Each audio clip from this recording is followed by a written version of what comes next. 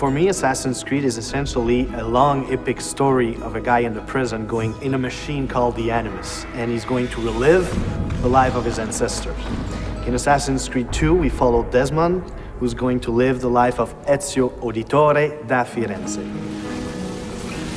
The meaning of Ezio's name, in following with the tradition established by the first Assassin's Creed, is that Ezio means eagle. Eagle, or the flying one. Its origins come from Greece.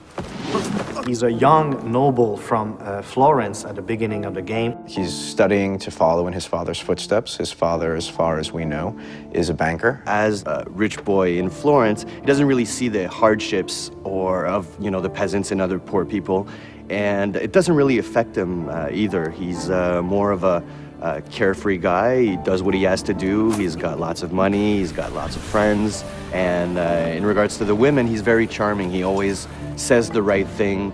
That's the right thing to surprise them, to stand out of the crowd, and that's why they have a really hard time resisting to his charms. Ezio is a typical Italian nobleman in many ways. He's a fiery, violent, proud personality. He's terribly proud of his family. He deals with noble people and with peasants in a very polite and courteous way, even if he's about to stick a hidden blade in your skull, right? He has a very strange talent that his father is aware of, which is the eagle vision from the first game. Nobody really knows how come he has that, but we sort of find out in the game. At one point, something tragic happens to himself and his family. What happens is that the same people that Ezio considered to be dear family friends actually turn on him. People that are very close to him are taken from him, and becoming an assassin and acquiring those skills will give him the abilities necessary to exact revenge.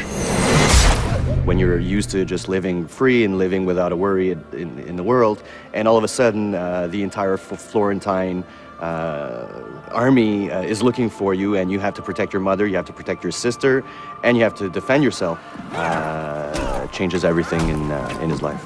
So going from this life of la dolce vita, in Italy, it will have to become this guy who needs to kill in order to survive.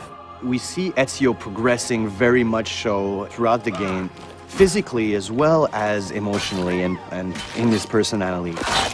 As a player, you will go just like the main character, in the same, you'll be at first just like you and I, and then will become this badass main character. Before he just wants vengeance, but later on he wants justice.